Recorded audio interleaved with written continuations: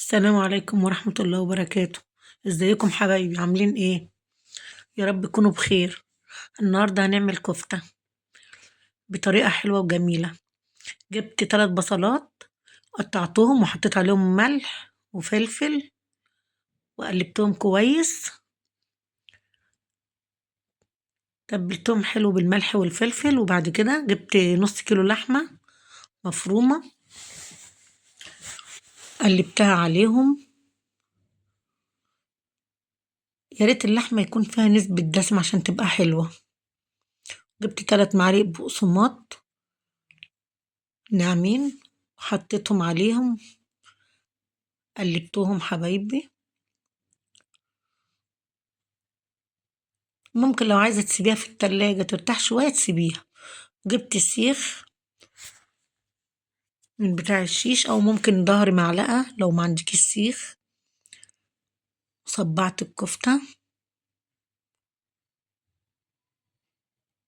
ال3 بصلات كنت عاصرة المية منهم على فكرة،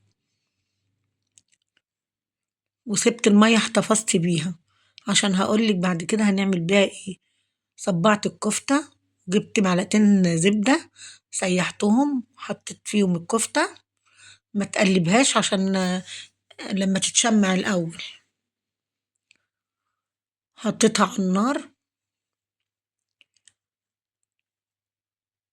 ما تقلبيش فيها عشان ما تتهريش.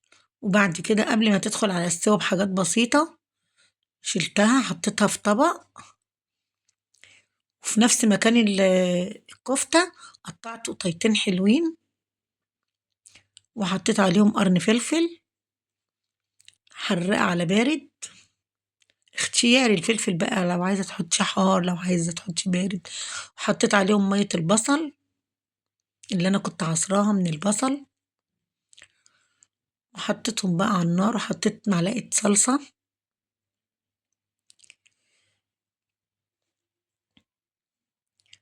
وحطيت معلقة صويا صوص.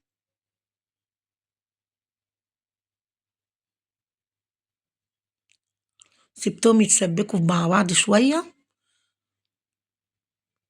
وبعد كده رصيت فيها الكفتة.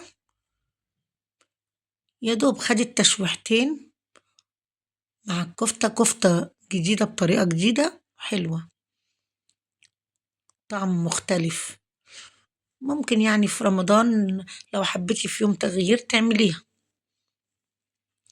وطبعا بقى ممكن لو عايزة تحطي عليها سلطة طحينة، براحتك بقى، حبة سلطة طحينة كده كويسين.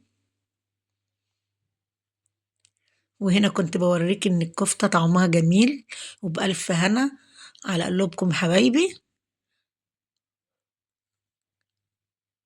سلطة الطحينة دي انا عملتها كتير معاكم. احلى كفتة، لا احلى حبايبي، سلام عليكم.